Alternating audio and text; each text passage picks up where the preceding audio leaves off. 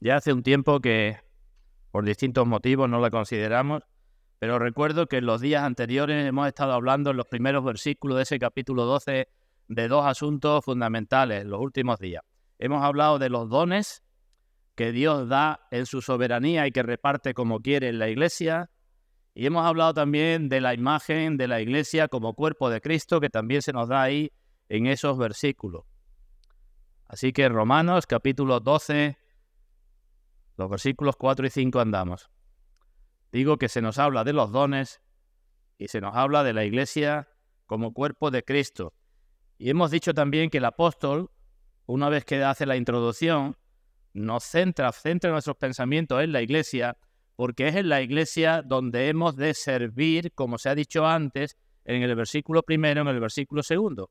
Es fundamentalmente en la Iglesia donde hemos de presentar nuestros cuerpos en sacrificio vivo, santo, agradable a Dios.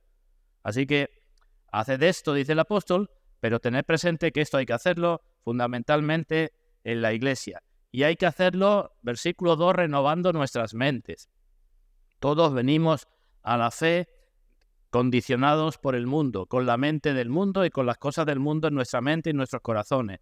Y para servir sacrificialmente en la Iglesia hemos de renovar nuestras mentes. Hemos de dejar de conformarnos al mundo, dice el versículo 2, y hemos de transformar nuestro entendimiento para que comprobemos que la voluntad de Dios es buena, agradable y perfecta.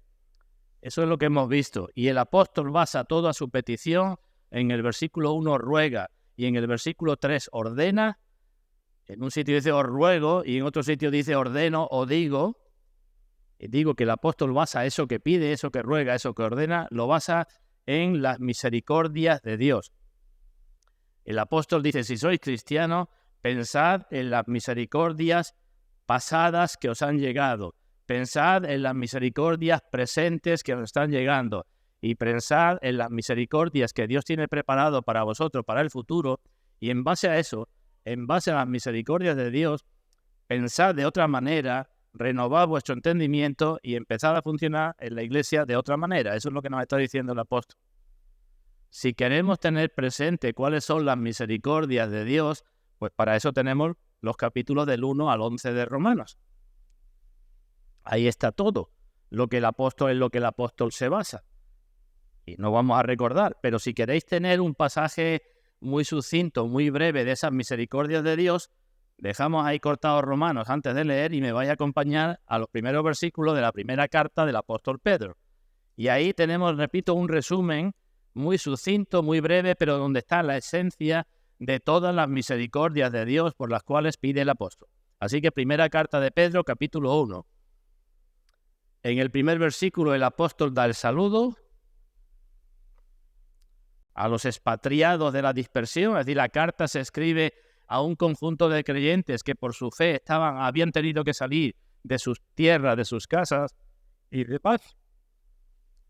Lo estaban pasando mal, pero el apóstol Pedro intenta animarlos.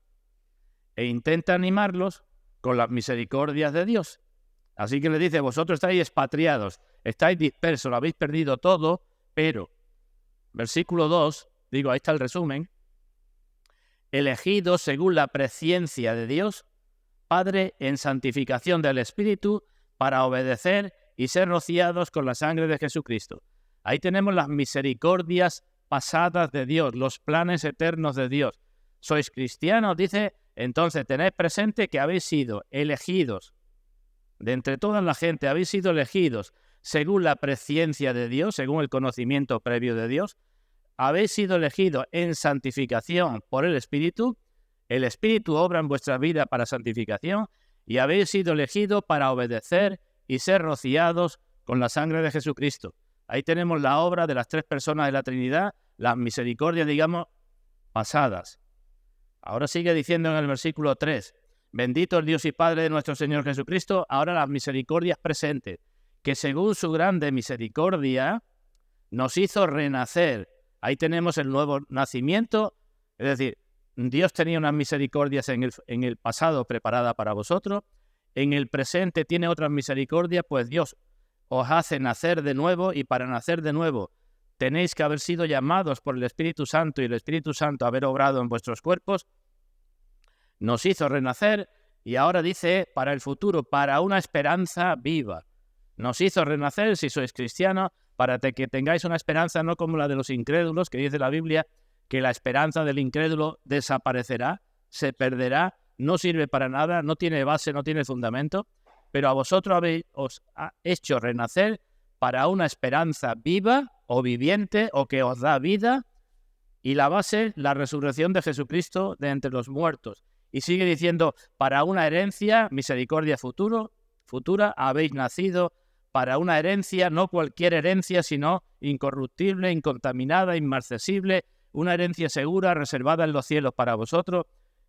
Y vosotros podéis decir, bueno, ¿y cómo estoy seguro? Versículo 5, sois guardados por el poder de Dios. No solamente la herencia está reservada para vosotros, está guardada para vosotros, sino que vosotros también estáis guardados para la herencia. Ahí tenemos el resumen. Y vuelvo a Romanos capítulo 12. Y Pablo dice, por las misericordias de Dios, esas que hemos recordado rápidamente y muy brevemente, os ruego que presentéis vuestros cuerpos tal. Eso es lo que nos dice. Hablamos de los dones, porque Dios da dones en su iglesia y los reparte como quiere, y nadie puede ni enorgullecerse de sus dones, ni avergonzarse, ni decir los dones que tengo no sirven para nada, porque Dios los reparte a todos y a cada uno como quiere. Ningún don es insignificante, y todos los dones deben ponerse al servicio de Dios y de su iglesia, todos los dones.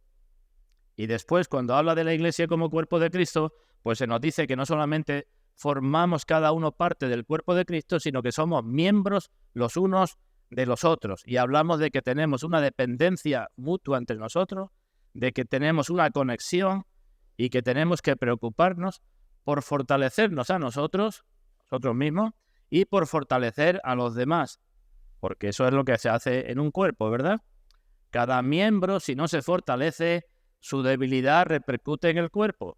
Esa es una obligación que tiene cada miembro. Y cada miembro, como somos miembros los unos de los otros, debe preocuparse también por el crecimiento de los otros. Y hablamos de la unión corporal, que tenemos que desarrollar la mentalidad de unión corporal. Hasta aquí el resumen. ¿Es fácil que un grupo de pecadores vivan juntos como un cuerpo? No es fácil, ¿verdad? No es fácil. Pero según he leído en Pedro, y según sabemos que dice toda la Escritura, se nos ha dado para ello al Espíritu Santo, ¿verdad? Para que nos fortalezca, como hemos cantado hace un momento, por cuya obra e influencia nosotros, la obra y la influencia del Espíritu Santo nos tiene que llevar a que nosotros luchemos por la unidad con perseverancia, a pesar de los problemas, con paciencia, a pesar de las dificultades, con amor, porque el amor cubrirá multitud de pecados, con alegría, porque el gozo del Señor es nuestra fortaleza. A eso estamos llamados. No por nosotros mismos, sino por la gracia de Dios que nos lleva a funcionar así. Bueno, pues de esto vamos a seguir hablando, aunque ya lo hemos hecho en otras ocasiones. Creo que el tema es importante y creo que todos somos demasiado lentos o torpes para aprender las cosas espirituales. Y no está de más que se nos repitan. Le pregunto a los pequeños, a los jóvenes, ¿a vosotros os gusta que los profesores os repitan las cosas para que las aprendáis bien? A veces no nos enteramos de cómo se despeja la X en una ecuación de segundo grado, ¿verdad?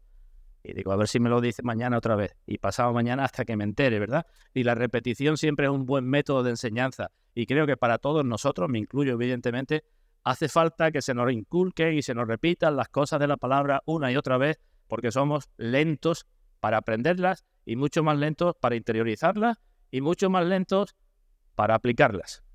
Así que por eso vamos a seguir hablando del mismo asunto. Pero antes vamos a leer ahí en Romanos capítulo 12, versículos del 1 al 5. Dice la palabra de Dios: así que, hermanos, os ruego por las misericordias de Dios, pasadas, presentes y futuras, que presentéis vuestros cuerpos en sacrificio vivo, santo, agradable a Dios, que es vuestro culto racional. No os conforméis a este mundo, no os conforméis a este siglo, sino transformaos por medio de la renovación de vuestro entendimiento, para que comprobéis cuál sea la buena voluntad de Dios, agradable y perfecta. Digo pues, ordeno pues, y lo ordeno, dice Pablo, por la gracia que me es dada, a cada cual que está entre vosotros, que no tenga más alto concepto de sí que el que debe tener. Esto es cosa del mundo, que todos nos inflamos, tendemos a inflarnos y decir qué grandes somos, o qué guapos somos, o cuánto sabemos, o cuánto tenemos, o cuánto vimos, o a dónde viajamos. Que nadie tenga más alto concepto de sí mismo que el que debe tener, sino que piense de sí con cordura, conforme a la medida de fe que Dios repartió a cada uno, conforme a lo que Dios te ha dado. Porque de la manera que en un cuerpo tenemos muchos miembros, pero no todos los miembros tienen la misma función, así nosotros, siendo muchos, somos un cuerpo en Cristo y todos miembros los unos de los otros. Así que vamos a hablar de la unidad en la iglesia o de la unidad de la iglesia. Algo que tiene muchísimas ramificaciones, muchos aspectos que tratar. En esta mañana consideraremos solamente algunos, quizás algunos a título de recuerdo. Pero antes vamos a pedir la bendición de Dios. Vamos a orar, hermanos. Padre nuestro, como hemos dicho al comienzo, te damos muchas gracias porque de nuevo nos permites estar en tu presencia y porque tú nos das en tu misericordia todo aquello que necesitamos para que esto sea una realidad. Y aquí venimos en esta mañana, como siempre, reconociendo nuestros pecados y nuestras debilidades, como hemos dicho, para enterarnos y para vivir de acuerdo a tu voluntad. Y pedimos perdón por ello y pedimos que tu Santo Espíritu nos ayude en nuestras debilidades, en nuestros pecados, para que cada vez podamos vivir más como es digno de tu llamamiento que nos has hecho, como es digno de tu Hijo, nuestro Señor Jesucristo, que murió para que eso fuera una realidad. Pedimos que tu Santo Espíritu nos guíe y nos ayude en esta mañana y con tu gracia podamos interiorizar estas cosas que aprendamos de tu palabra. Te lo agradecemos y te lo pedimos en el nombre de nuestro Señor Jesucristo. Amén. Así que vamos a hablar de la unidad. Voy a hacer una introducción, voy a decir algunas características de la unidad, muy pocas, y una conclusión final. Así que hablamos de la unidad que es tan importante. Y lo primero que quiero destacar es que hoy día se habla muchísimo de la unidad en las iglesias, cuando hace varios siglos ese era un tema prácticamente olvidado. Así que es un tema en el que hoy día está muy en boga. Se habla mucho de la unidad. Cuando hubo la Reforma Protestante, ¿os acordáis, verdad? Hubo una separación entre los reformadores y la Iglesia Católica Romana, una división importante, y nadie hablaba entonces de unidad. Se produjo la división y no querían unirse. El intento de unirse fue antes de la división. Pero una vez que se produjo, ya nadie hablaba de unidad. Y después se produjeron más subdivisiones pequeñas y así ha ido la Iglesia cristiana funcionando a lo largo de los siglos. Pero ahora la posición es muy distinta. Ahora constantemente y a todos los niveles se habla una y otra vez acerca de la unidad de la Iglesia. Y se hacen reuniones y se promueven organizaciones y se hacen muchas cosas en pro de la unidad de la Iglesia. Y decimos, ¿esto es malo? No es malo. No es malo intentar que haya unidad en la Iglesia. Lo malo es que muchas personas olvidan que la Iglesia no es una institución natural, no es una sociedad natural, sino que es una sociedad sobrenatural o, si queréis, espiritual. Eso es lo malo, que se olvide eso buscando la unidad. Así que la búsqueda de la unidad no es mala, pero es malo olvidar lo que es la verdadera Iglesia del Señor. Y eso da lugar a muchos errores. Así que esto es lo primero que debemos tener presente y no olvidar, que la Iglesia es una sociedad sobrenatural, es una entidad espiritual.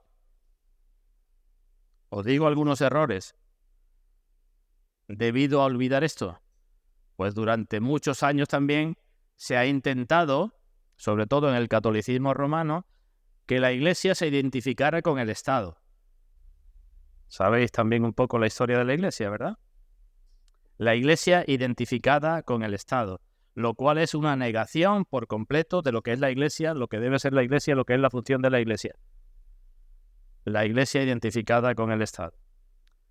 También se han cometido muchos errores pensando que porque una nación sea cristiana, todos los miembros de esa nación, todos los paisanos, pues son cristianos. O también se han cometido muchos errores al decir, bueno, pues como hay en una iglesia cristiana como esta, una pequeña congregación, hay mucha gente, todos los que asisten son cristianos. La iglesia, repito, es una entidad sobrenatural espiritual. Ahí tenemos en el día de hoy las declaraciones del Papa, si alguno las seguís. Más interesado en el tema de los homosexuales, más interesado en la política, más interesado en la contaminación ambiental que en predicar el Evangelio, el cual estoy seguro, por las declaraciones que el hombre hace, que no se lo cree. Está más interesado en otras cosas. Pero esa no es la iglesia. Eso no es lo que tiene que ser una iglesia. Y sucede también en las iglesias evangélicas, ¿eh? Hay muchas personas que promueven y realizan cosas en pro de la unidad, digamos, en las iglesias evangélicas. Pero también se equivocan porque aunque somos un cuerpo en Cristo, esa unión es una unión sobrenatural y espiritual. Es decir, en una iglesia puede haber gente que crea lo mismo y que haga las mismas cosas, pero puede que no formen parte de la iglesia. Somos miembros, acabo de decir, en Cristo. Y si una persona no está en Cristo, si no tiene el espíritu de Cristo, no forma parte de la verdadera iglesia. Aunque esté en la iglesia y diga que cree lo mismo que creen los miembros de la iglesia y aunque haga las mismas cosas que están haciendo la gente de la iglesia. Hay que estar en Cristo. Hay que tener una relación vital con Cristo. Yo soy la vid, vosotros los pámpanos, ¿verdad? Vosotros los sarmientos. Hay que tener una relación con Cristo porque de Cristo, por medio del Espíritu Santo, obtenemos la vida, obtenemos la gracia, obtenemos todo para vivir como cristianos y como iglesia. Así que esa es la primera cosa, que la iglesia es una sociedad, un cuerpo espiritual, junto al cual, no digo dentro o en, sino es un cuerpo espiritual junto al cual habrá siempre personas que no sean del cuerpo. Ya lo profetizó el apóstol Pablo en el libro de Hechos, cuando se despedía de los ancianos de Éfeso, dijo, vendrán lobos rapaces, entrarán en la congregación lobos rapaces que no perdonarán al rebaño. Y además, desde dentro dice, de vosotros se levantarán también falsos maestros que arrastrarán tras de sí a los hermanos. Así que ya lo dijo Pablo, ¿verdad? De fuera vendrán y de dentro se levantarán. Y el objetivo será dispersar o arrastrar, porque no forman parte de la iglesia, ¿verdad? Y si vamos a la carta de Judas, cuando Judas habla de aquellos que han entrado encubiertamente, ¿verdad? Dice, pues tened mucho cuidado, porque en la iglesia entrarán a muchos que no son de la iglesia y que estarán disfrazados también y contra los que tenéis que contender ardientemente por la fe que se os ha dado, por la fe dada una vez a los santos. Así que cuidado con esto, la Biblia lo dice, lo deja claro, ¿verdad? Incluso dice más Judas, porque dice, estos son los que cuando van con vosotros a vuestros ágapes, a vuestras comidas, son manchas en vuestros ágapes, son como nubes sin agua, son como árboles otoñales desarraigados, destinados a condenación. Así que primer aspecto, que no hemos de olvidar, la iglesia, sociedad o cuerpo espiritual. Segundo aspecto, que esto lo sabéis también, la iglesia tiene una cabeza, ¿verdad? ¿Cuál es la cabeza de la iglesia? Cristo, ¿verdad? Es un cuerpo espiritual con una cabeza. Una cabeza no tiene varios cuerpos, eso sería una monstruosidad, ¿verdad? Ni un cuerpo tiene varias cabezas, otro tipo de monstruosidad. Así que la iglesia es una sociedad espiritual y tiene una cabeza y tiene un cuerpo. Todos los verdaderos miembros, tanto la iglesia militante, los que estamos por aquí viviendo, como la iglesia triunfante, aquellos que ya están en la presencia del Señor, todos forman el mismo cuerpo de la iglesia, la misma entidad espiritual cuya cabeza es Cristo. Segunda cosa, ¿vale? Entidad espiritual, cabeza. Tercera cosa que creo que dice el apóstol aquí en la carta a los romanos.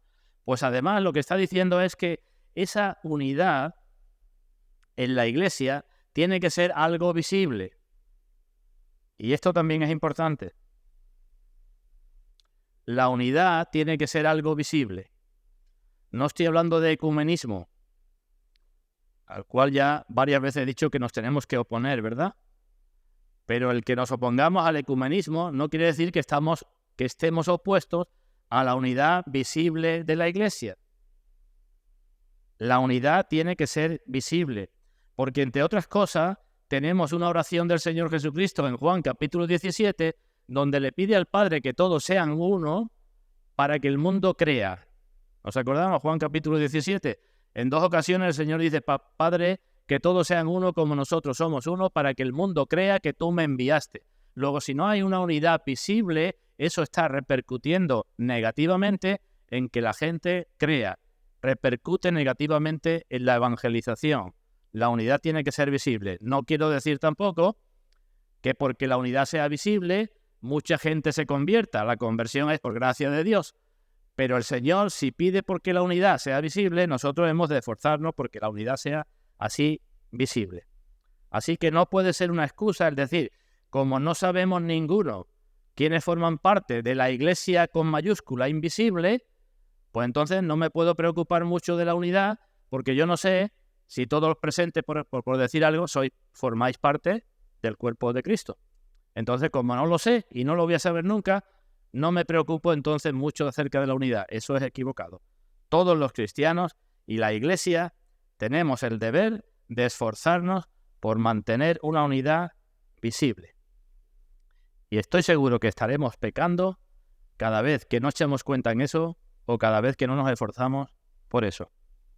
Así que cuidado con el argumento de la Iglesia invisible, porque el Señor tiene una oración que debe afectarnos a todos. Introducción entonces. Sociedad espiritual, una cabeza, un cuerpo y la unidad tiene que ser visible. Bueno, pues hablemos acerca de la unidad, distintos aspectos de la unidad que, como he dicho antes, pues presenta muchos aspectos, muchas ramificaciones. La primera cosa que os quiero preguntar, acabo de decir que la Iglesia es un cuerpo espiritual, ¿verdad? Una sociedad espiritual. Pues la primera cosa que hemos de tener clara de la unidad es que la unidad, ¿cómo tiene que ser? Si la Iglesia es un cuerpo y una sociedad espiritual o sobrenatural, la unidad, ¿qué se espera que sea o cómo tiene que ser? Y creo que la conclusión lógica es decir, tiene que ser espiritual, ¿no? Si el cuerpo es espiritual, la unidad tiene que ser espiritual. Ya os he dicho antes lo que dice el Señor, yo soy la vid, vosotros los pámpanos. Así que la naturaleza de la unidad, de la unión en la Iglesia es espiritual. Os lo digo de otra manera, la Iglesia no es una organización, sino que es un organismo. Ciertamente un organismo que se organiza, pero no una organización. ¿Entendemos eso? Lo explico. La historia del cristianismo muestra que ha habido muchos errores y muchas equivocaciones cada vez que se ha considerado a la Iglesia como una organización. Y ha habido errores en el pasado y sigue habiendo errores en el presente. ¿Cuándo empezó, podemos decir, la Iglesia el primer gran paso para hacerla una organización? Y decimos con Constantino, con el emperador Constantino, que dijo, como el Imperio Romano se está desmoronando, todos vamos a ser cristianos. Desde aquí en adelante, crean lo que crean, todos cristianos. Y que cada uno siga haciendo, eso es una organización, ¿verdad? A ver si se mantiene unido al imperio siendo todos cristianos. Pues ahí comenzaron los errores. Pero hoy hay muchísimos movimientos que se llaman cristianos que funcionan más como organizaciones que como organismos. Y debemos tener claro eso, hermanos. Hay muchísimas organizaciones de todo tipo. Organizaciones de todo tipo. Organizaciones no espirituales, no comunidad espiritual, sino comunidad entre hombres para hacer lo que sea. Y eso no es la Iglesia. Lo digo con algunos ejemplos para que me entendáis. La unidad en la Iglesia no puede ser, por ejemplo, la unidad que se establece a veces entre partidos políticos. Está a la orden del día, ¿verdad? Se hacen coaliciones entre los partidos políticos. ¿Con qué fin? Pues con el fin de cada uno sacar su tajada y después, cuando ya pasa el tiempo, pues se separan. Eso es una organización, eso es una coalición de partidos con unos determinados fines, pero eso no es la Iglesia, ¿verdad? Eso no es. Los movimientos ecuménicos que he dicho que están al día están hoy. ¿Qué hay tras esos movimientos ecuménicos? Pues distintas personas que se reúnen para hacer concesiones mutuas y negaciones mutuas a ver si se llega a un acuerdo. Ya os he hablado de que hay muchos movimientos ecuménicos, ¿verdad? Hoy día hay reuniones en donde se reúnen católicos, se reúnen evangélicos y se reúnen judíos. Y se intenta que haya una unidad. ¿Y qué se dice? Pues se dice, mira, como estamos ahora mismo, como nos mantengamos así, esto es imposible, vamos a hacer ciertas concesiones. Los católicos tendrán que quitarle un poco de poder al Papa, para que el Papa no ordene tanto, ni mande tanto, ni sea lo que diga el Papa. Te lo estoy poniendo de forma muy sencilla, ¿verdad? Los evangélicos, ¿qué tienen que hacer? Tendrán que aceptar que hay más de un mediador, porque María es muy importante para los católicos, así que uno que ceda por el Papa y el otro que ceda por María. ¿Y los judíos qué tienen que hacer? Pues bueno, los admitimos también, porque aunque no crean en Cristo, como creen en un solo Dios, pues es suficiente. Ya les diremos que dejen de matar corderos o cosas por el estilo. Y entonces decimos, vamos a formar una unidad. Se empieza con las religiones, estas tres que he dicho, se intenta ampliar la unidad a la religión musulmana, que también es monoteísta. Primero se empiezan con las más cercanas, después con las más lejanas, monoteístas, y después el objetivo es terminar con todas, crean cada uno en el Dios que crean, o como quieran, o si son muchos dioses. Pero hay que empezar haciendo una unidad. Eso es un objetivo diabólico. Lo digo de otra manera entonces. La Biblia nunca dice que la unidad se puede producir por nosotros mismos. ¿Nos hemos enterado? La unidad no se puede producir, no la podemos producir los hombres. La unidad procede de Dios. Pero el que no la podamos producir no quiere decir que no se nos ordene que tenemos que intentar mantenerla. Son dos cosas distintas. No la producimos nosotros, pero una vez que estamos, el Señor nos dice, cuidado. Si queréis acompañarme a Efesios capítulo 4. Efesios 4. Como hemos dicho al comienzo, ¿cuál es nuestra tendencia? Y decimos, la tendencia nuestra es la misma que la del diablo, dividir. ¿O no es esa nuestra tendencia? Cada uno con lo suyo propio. Esa es nuestra tendencia, ¿verdad? Y el Señor dice, pero es que habéis sido bautizados en un solo cuerpo. Efesios capítulo 4, versículos del 1 al 3. Yo pues, Efesios 4, 1.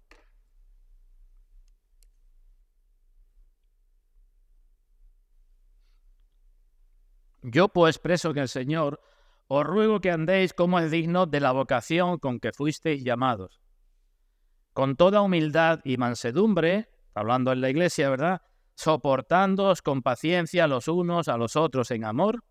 Y ahora que dice, solícitos en guardar la unidad del Espíritu en el vínculo de la paz. Solícitos en guardar la unidad del Espíritu en el vínculo de la paz. Y ahora dice, un cuerpo, un espíritu, una esperanza, un Señor, una fe, un bautismo, un Dios y Padre de todos. Vemos, está hablando de uno, uno, uno. Y dice, bueno, puesto que sois uno, tenéis que, con solicitud, guardar la unidad. Así que Dios es el soberano, Dios es el que pone los miembros, pero nosotros como miembros hemos de esforzarnos por no romper la unidad. Y para ello, como hemos leído que dice Pablo, hemos de transformar nuestra mente.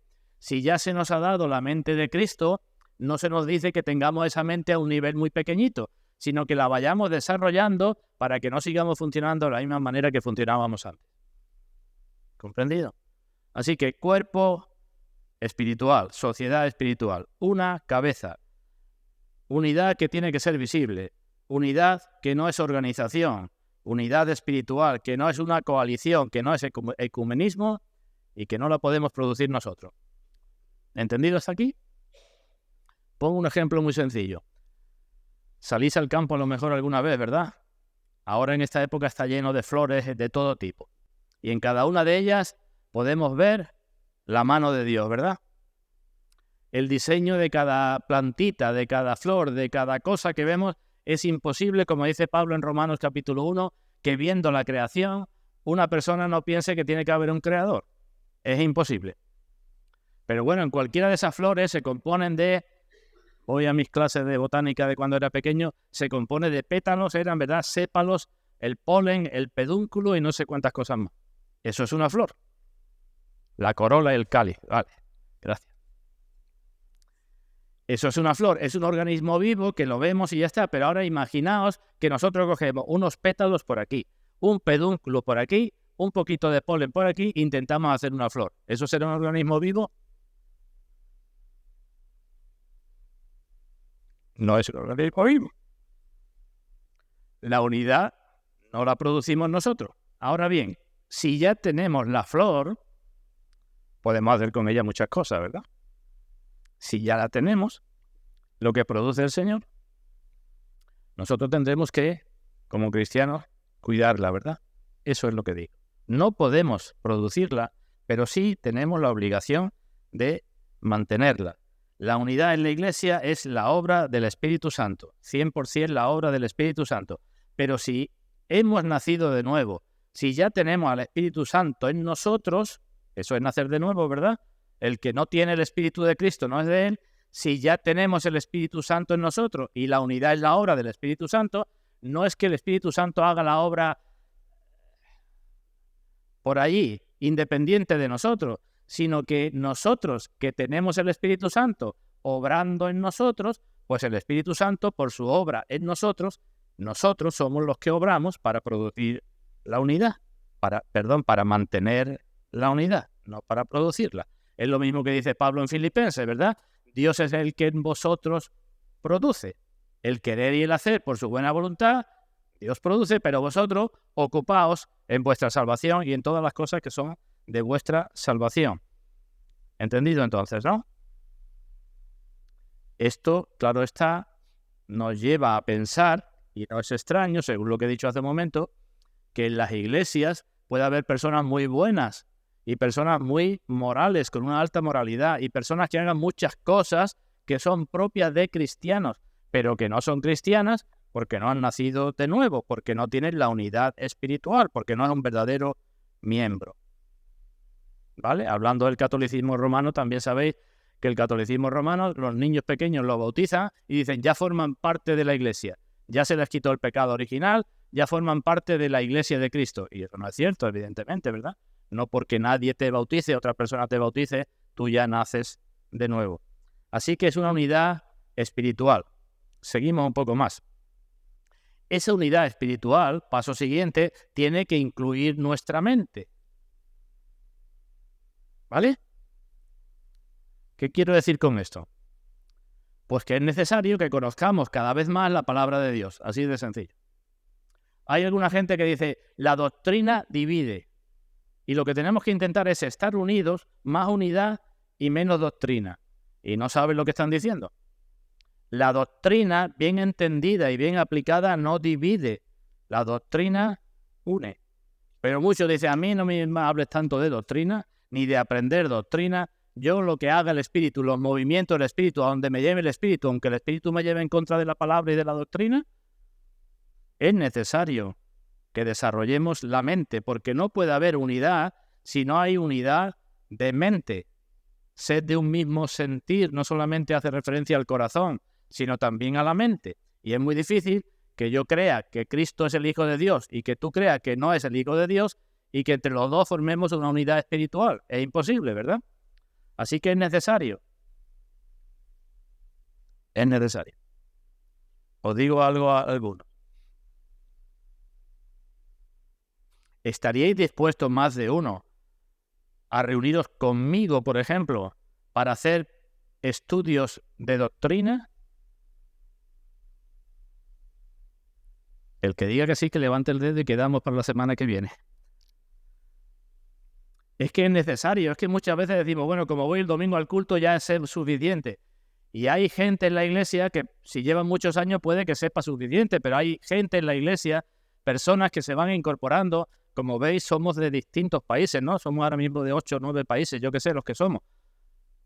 Y nos vamos incorporando a la iglesia Y no puede haber una verdadera unidad en la Iglesia porque cada uno cree pues lo que cree, y es necesario que todos vayamos en la línea de la palabra de Dios, ¿verdad? No quiero decir que en la unidad no haya diversidad, lo que quiero decir es que es necesario que tengamos una unidad de mente. Igual que el Espíritu Santo es un espíritu de verdad, ¿no? No dice el Señor, cuando envía el Espíritu de verdad, Él os guiará a toda la verdad. Pero igual que creemos que hay un espíritu de verdad, hay también un espíritu de error y un espíritu de engaño, ¿verdad? Satanás se disfraza como ángel de luz. Así que si creemos que existen las dos cosas, tendremos que empezar a funcionar de otra manera. Y la unidad de mente únicamente se consigue con la palabra. Por eso, toda enseñanza que diga que no hace falta saber tanto, que la unidad se consigue sin doctrina, es una negación de la enseñanza bíblica. Nunca podremos preservar la unidad en la Iglesia a menos que haya una unidad en la mente. Y la Biblia está llena de pasajes que hablan de este asunto. Unidad espiritual, pero unidad en cuanto a conocimiento. Acompañadme a algunos pasajes. En la carta a los Filipenses, capítulo 1, Filipenses capítulo 1, versículo 9 y 10, dice Pablo, Filipenses 1, 9, 10, y esto pido en oración. Pablo oraba por los hermanos en Filipo de esta manera, que vuestro amor, el amor es sinónimo de unidad, ¿verdad?, abunde aún más y más en ciencia y en todo conocimiento.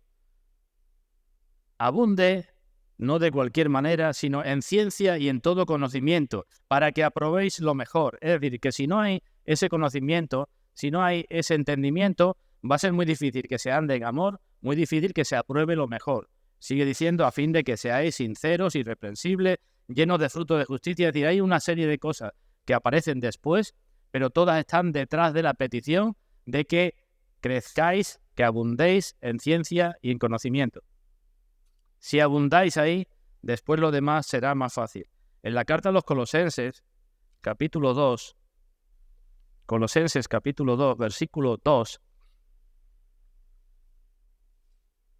Pablo habla de nuevo de una oración y dice que mantiene una gran lucha por los hermanos. Colosenses capítulo 2, versículo 2, y dice, para que sean consolados sus corazones, unidos en amor, hasta alcanzar todas las riquezas de pleno entendimiento. Sean unidos los corazones, sean consolados, unidos y consolados en amor, hasta alcanzar las riquezas de pleno entendimiento a fin de conocer el misterio de Dios el Padre y de Cristo. Y después dice que nadie os engañe con palabras persuasivas y con cosas raras. En el versículo 8 tenéis esto que acabo de decir. Mirad que nadie os engañe por medio de filosofías y huecas sutilezas según las tradiciones de los hombres, conforme al rudimento del mundo y no según Cristo. Vemos la necesidad de crecer. En la segunda carta a los tesalonicenses, un poco más adelante, podemos leer en el capítulo 2, versículo 15,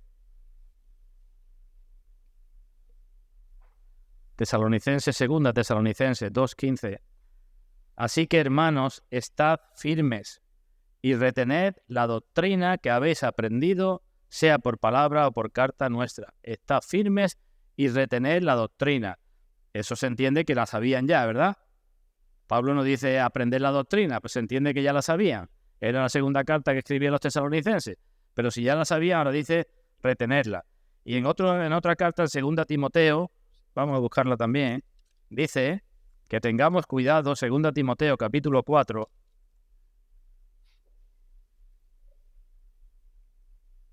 Segunda Timoteo capítulo 4, versículo 3, porque vendrá tiempo, dice, cuando no sufrirán la sana doctrina. Vendrá un momento cuando la gente dirá que no hace falta doctrina, que ya con que el Espíritu Santo nos guíe es suficiente. No sufrirán la sana doctrina, sino que teniendo comezón de oír, se amontonarán maestros conforme a sus propias concupiscencias y apartarán de la verdad el oído y se volverán a la fábula. Así que, en resumen, la unidad de la Iglesia es una unidad espiritual porque es una unidad en la fe, en la doctrina, en el corazón, en la mente, en el entendimiento, y hemos de tenerla y hemos de esforzarnos por mantenerla porque hay otras muchas enseñanzas que no son así. Os lo digo todavía de otra manera. ¿Sabemos la diferencia entre un cuerpo y una máquina? La sabemos, ¿verdad? La unidad que hay en nuestro cuerpo es una unidad fisiológica, ¿verdad? La unidad que hay en una máquina es una unidad mecánica. Pero una cosa es la fisiología y otra cosa es la ingeniería, ¿verdad? Y una máquina, hoy que tanto utilizamos los ordenadores, mucho la inteligencia artificial, pues una máquina no tiene vida, será lo que sea, pero no tiene vida. Pues la unidad en la Iglesia tiene que ser una unidad fisiológica, una unidad viva. Sigo adelante.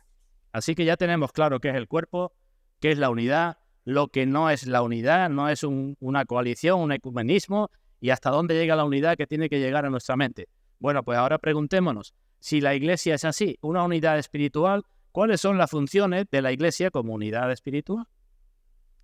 ¿Qué tiene que hacer la Iglesia?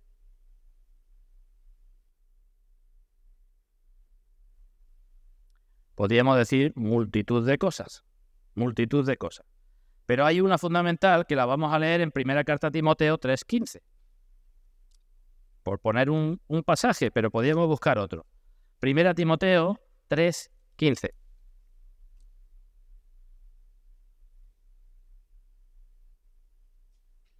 Pablo está escribiendo a Timoteo y dice, estas cosas te escribo por si tardo en verte, por si no tengo tiempo para ir pronto para ti.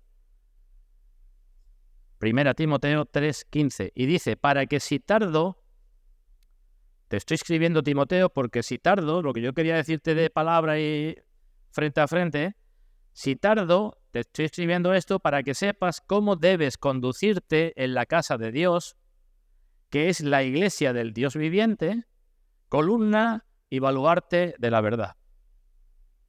¿Qué significa esto? La iglesia es columna y baluarte de la verdad. Es como si Pablo dijera, mira, la iglesia es como si tú pusieras un gran pedestal, una gran columna, y ahí pusieras una gran pancarta con la verdad. Eso es la iglesia. Tiene que estar sostenida firmemente en la columna y la gran pancarta de la verdad. ¿Y cuál es esa verdad? Y decimos, el Evangelio. ¿Cuál es la primera función de la iglesia? Ir por todo el mundo, dijo el Señor, y predicar el Evangelio. La primera ocupación, la primera actividad de la iglesia y de cada miembro de la iglesia tiene que ser predicar el Evangelio. ¿Tenemos eso claro, hermano? Dios constituye una unidad espiritual para que cada miembro, cada uno en su posición y cada uno según sus dones y cada uno según su circunstancia, su principal ocupación es predicar el Evangelio. Ese fue el mandamiento del Señor, ¿verdad? Pedro en otra de sus cartas dice que somos linaje escogido, nación santa, real sacerdocio, pueblo adquirido por Dios. ¿Para qué? Dice, para que anunciéis las virtudes del que os llamó de las tinieblas a su luz admirable. Es decir, habéis sido llamados para que anunciéis a Cristo, para que anunciéis el Evangelio. ¿Está claro, hermanos? ¿Cuál es el principal cometido de la Iglesia? Predicar el Evangelio. Con eso se glorifica a Dios. En ese sentido, podemos decir que la Iglesia, y quizá alguno de estos os rechine un poco, la Iglesia es madre. ¿Os rechina esto? Quizás sí, porque la Iglesia Católica Romana dice que es la madre, ¿no? Tienen los mandamientos de la Santa Madre Iglesia. En un buen sentido, entendiéndolo bien, la Iglesia, la verdadera Iglesia de Cristo es madre, porque la Iglesia es la encargada de predicar el Evangelio, y el Evangelio, por la gracia de Dios, es lo que hace que la gente se conviertan y formen parte de la Iglesia. Así que no nos suene tan raro eso de que la Iglesia es madre. Si cumple con su misión, la Iglesia es madre. Pero si la Iglesia no hace esto y sus miembros no hacen esto, la Iglesia como tal y los miembros como tal estarán fallando.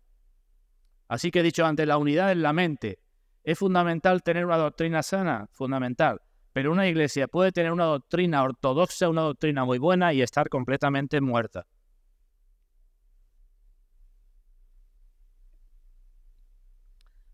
Hemos de hacer algo.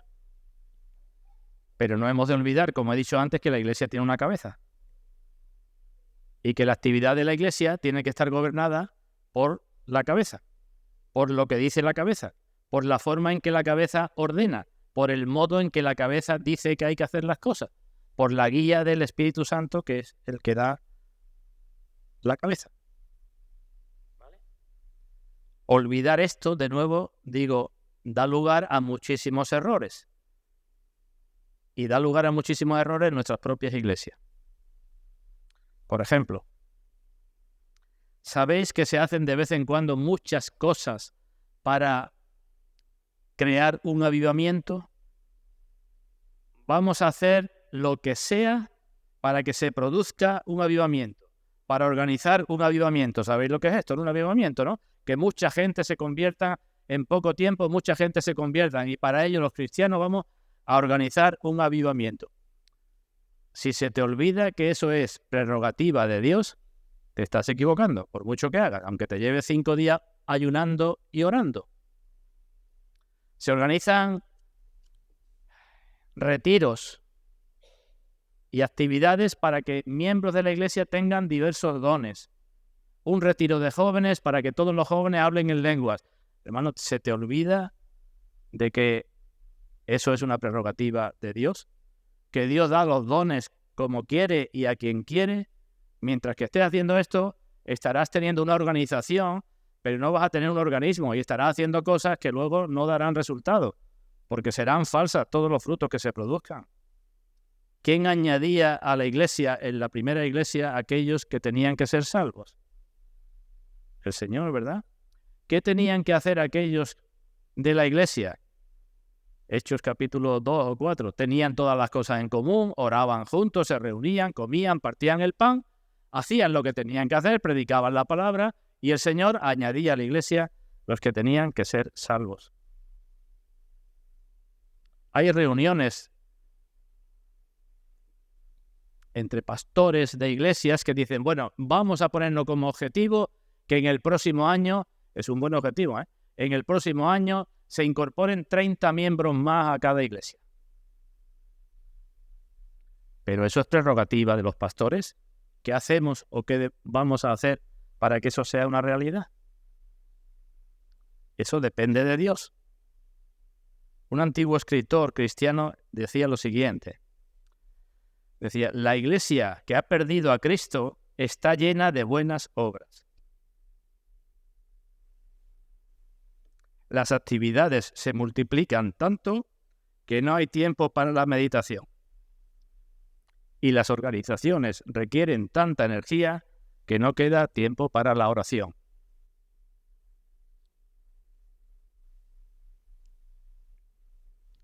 Seguía diciendo, las almas pueden perderse en las buenas obras lo mismo que en las malas. El único problema que tiene el diablo es asegurarse de que los santos no oren. Seguía diciendo este hombre, no sé si estáis de acuerdo. El diablo no le teme a los estudios, ni le teme a la obra, ni le teme a la religión, siempre y cuando todo ello vaya sin oración.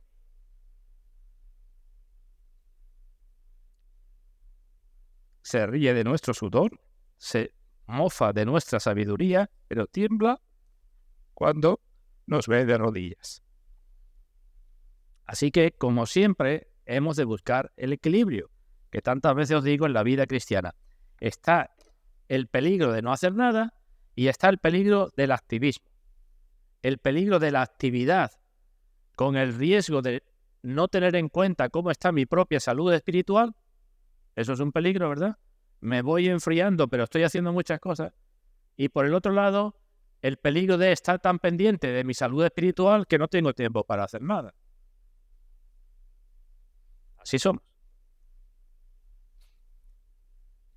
Os lo digo de otra manera. La vida de la iglesia no puede mantenerse por el entretenimiento. No digo que las cosas que se organizan para entretener sean malas. Lo malo es cuando a una iglesia solo le interesa el entretenimiento. Esa no es la voluntad de la cabeza. Y si el entretenimiento me interesa más que aprender de la palabra, me estoy equivocando. Si me interesan más las danzas, los juegos, las salidas, las excursiones o cosas por el estilo que la propia palabra, me estoy equivocando. Así que cada vez que intentamos hacer algo para mantener la organización en vez de para mantener el organismo, estaremos cayendo en una apariencia de piedad. Y eso es demasiado frecuente en las iglesias, hermanos. Y por eso hay muchas iglesias donde constantemente están saliendo y entrando gente. Te proporcionan actividades y entretenimiento, entran mucha gente y en un año entran 20 y en ese mismo año salen otros 20 y al año siguiente y así se anda. Pero ya también el apóstol Pablo nos advirtió de eso, de que vendrán tiempos donde habrán hombres amadores de sí mismos que tendrán apariencia de piedad pero negarán la eficacia de ella. Así que unidad espiritual llevada por la cabeza, unidad en la mente, unidad que nosotros tenemos que mantener y la función principal, predicar el Evangelio y cada uno preocupándose por su propio crecimiento. En otro lugar dice el apóstol Pablo, si yo hablase lenguas humanas y angélicas y no tengo amor, vengo a ser como metal que resuena o címbalo que retiñe, ¿verdad? ¿Sabéis lo que es un metal que resuena? Cogemos un platillo, yo puedo atraer a mucha gente o vosotros, os paseáis por la calle con un platillo dando golpes y atraéis mucha gente con un metal que resuena, ¿verdad? Pero ¿para qué sirve eso? El apóstol dice eso, para nada. Se puede atraer mucha gente, a muchas personas con entretenimiento, con una persona que hable bien, con una persona que haga tal cosa, pero eso no es formar la iglesia. Puede que en todo eso no haya iglesia en absoluto.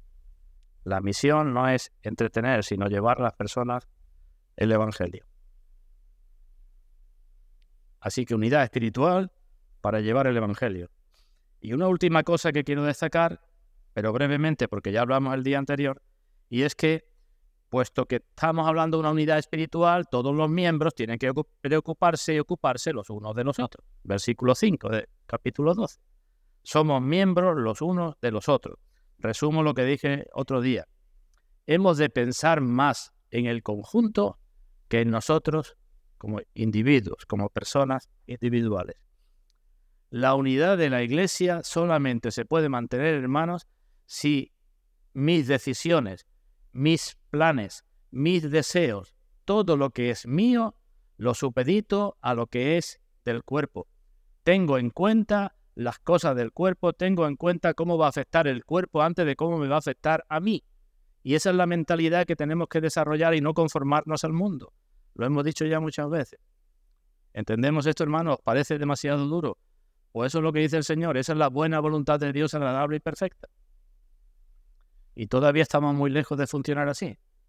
Cuando yo pienso en un nuevo trabajo, cuando yo pienso si voy a dejar el trabajo o no voy a dejar el trabajo, cuando pienso si voy a entrar o voy a salir, si voy a comprar o no voy a comprar, si voy a hacer lo que sea, tengo que pensar cómo va a repercutir eso en el cuerpo antes de cómo va a repercutir en mí, o si me gusta o si no me gusta. Eso es el funcionamiento. Y si no se tiene esa mentalidad y no se desarrolla, es imposible que haya una verdadera unidad en la iglesia.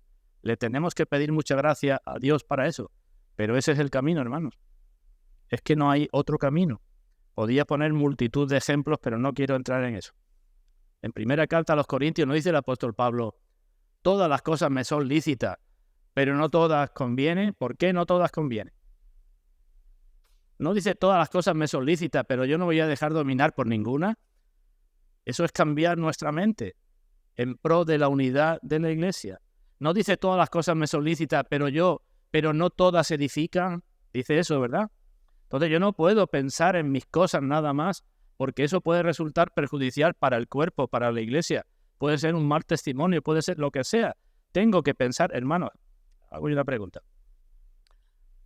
Se la hago a mi mujer, para que nadie se sienta aludido. ¿A ti no te gustaría que todos los hermanos en sus planes te tuvieran presente a ti? Cada vez que alguien hiciera un plan de lo que sea, que alguien pensara, ¿cómo va a afectar esto a mi hermana tal? Nos gustaría, ¿verdad? Pues eso es lo que tenemos que hacer. No buscar gloria para nosotros mismos. Aprender a desarrollar la mente de cuerpo de Cristo. Antes puse, me parece, el ejemplo del soldado en el ejército, ¿verdad? Un soldado cuando va a una guerra no va por su propia cuenta, ¿verdad? No hace lo que le parece. No va buscando ser un héroe y glorificarse él a sí mismo. El soldado tiene que estar dispuesto a obedecer las órdenes y ya está, ¿no? Y mirar si en el caso que una nación ha entrado en guerra, pues por el bien de la nación, no por el bien suyo propio, ¿no? Porque si fuera por el bien suyo propio, pues se escondería o se iría a otro sitio y se quitaría de en medio de la guerra, ¿verdad? Así que la unidad hay que entenderla y la unidad hay que mantenerla. Y el modo es el modo de evitar muchos problemas, siempre mirando a la cabeza, siempre dispuesto a las órdenes del Señor. Conclusión. De la unidad se pueden decir muchas cosas. Todo esto se puede resumir en una sola palabra. Y la palabra es comunión. Comunión. Cuando participamos del pan y del vino, ¿qué decimos, hermano? Que tenemos comunión con Cristo y que tenemos comunión los unos con los otros, ¿no? ¿No decimos eso? Primera carta de Juan. Estas cosas he escrito para que tengáis comunión con nosotros. Y nuestra comunión es con el Padre y con el Hijo. De forma que si alguno dice que está en luz pero anda en tinieblas, no tiene comunión, es un mentiroso. Esa es la palabra, comunión. Participamos del pan y del vino y tenemos que tener presente la comunión que Dios quiere de cada uno de nosotros. Así andamos como Él anduvo. Hay muchos ejemplos en la Escritura, os digo uno último. Ninguna palabra corrompida salga de vuestra boca, sino aquella que sea para edificación. Se ve la iglesia, ¿no? Ya no es cuestión de que a ti te convenga o no te convenga o alguien te diga qué mal hablas o qué palabrota dijiste, sino la que sea buena para edificación. Y así una y otra vez. Con esto termino, hermanos. Pedro y Juan, cuando fueron llevados ante el concilio, que eran hombres sin letras y del vulgo, ¿a qué conclusión llegaron aquellos del concilio? Libro de Hechos. Les reconocían que habían estado con Jesús. Se caracterizaban por eso, ¿verdad? Reconocían que habían estado con Jesús, tenían comunión entre ellos y tenían comunión con el Señor. ¿Me acompañáis en la última lectura ahí en el libro de Hechos? Hechos capítulo 2, versículo 44. Hechos 2, 44.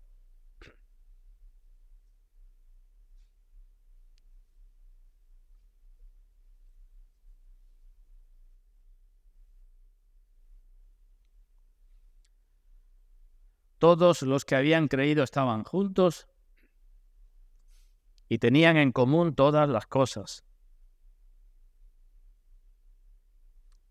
Y vendían sus propiedades y sus bienes y los repartían a todos según la necesidad de cada uno.